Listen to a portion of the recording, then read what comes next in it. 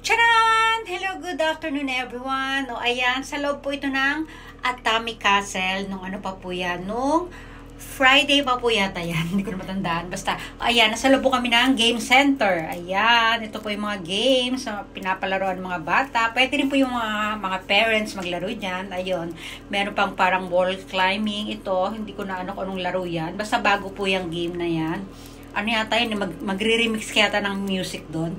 Then, ito, ano meron dyan? Lakad-lakad tayo dyan. Ayan, dito ay, ano yan, hindi ko rin alam. Ayun, mga ball games, wala yun. Yung hahagisan ng mga ball. Dito naman, ayan, kita nyo naman may mga balls, di ba? O, di ba, ikot-ikot lang tayo. Ayan, doon sa loob, mga, ano tawag doon? Arcade yung sa loob na yan. Ito si Mario. O, kilala nyo naman yan, di ba? Ayan, hindi ko alam yung sa pula. Ito, nilaro ko na to. Yan yung hinahagis na bola. Ano matawag sa bola na yan? Yung parang oblong na bola. O, basta yun. Sports din, di ba?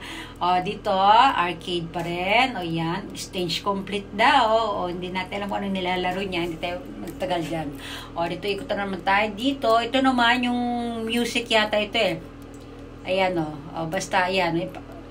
Di ba may laro rin napakapakan tas may music, ayan yan yun. Ito naman nangabayo na sila doon. Hindi ko sila kilala, hindi rin nila ako kilala.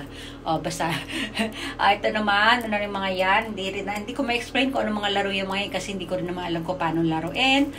Basta yan, nasa palaruan tayo. Ito, ano to? Hindi ko rin alam yan. Basta panoorin nyo nila, maganda silang tingnan eh. Maganda, ang ganda ng mga colors, di ba? Ako nagandahan din sa mga kulay nila eh. Ito, drums. Ano pa meron dyan? Ayun, sino ba yung bata doon? Ayan, sige, drums pa rin. Diba?